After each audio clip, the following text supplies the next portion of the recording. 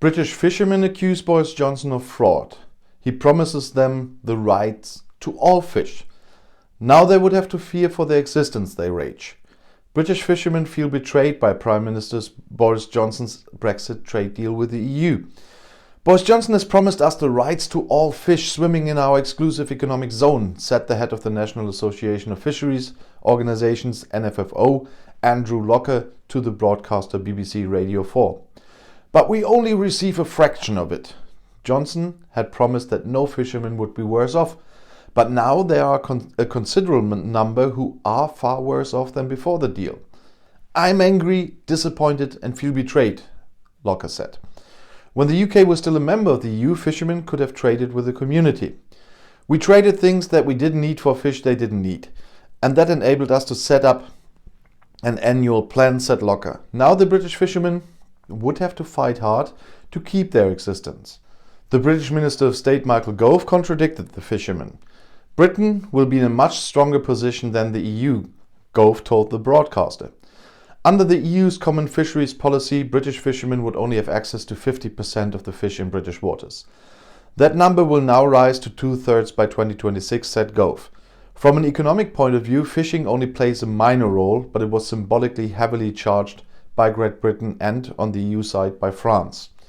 In the end, the regulations on future catch quotas were the most difficult points in the negotiations on the Brexit trade pact.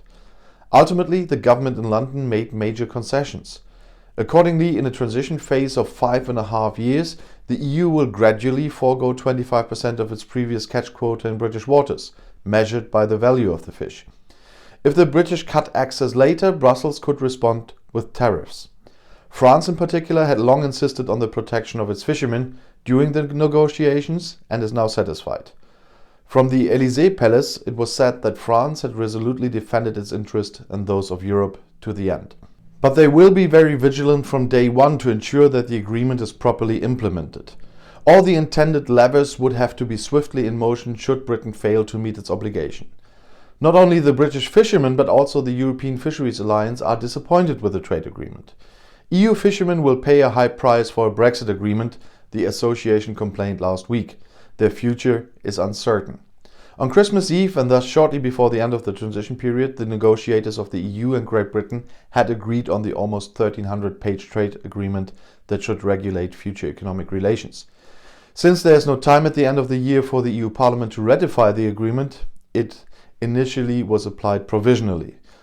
The formal written approval of the governments of all 27 EU states was available by Tuesday afternoon.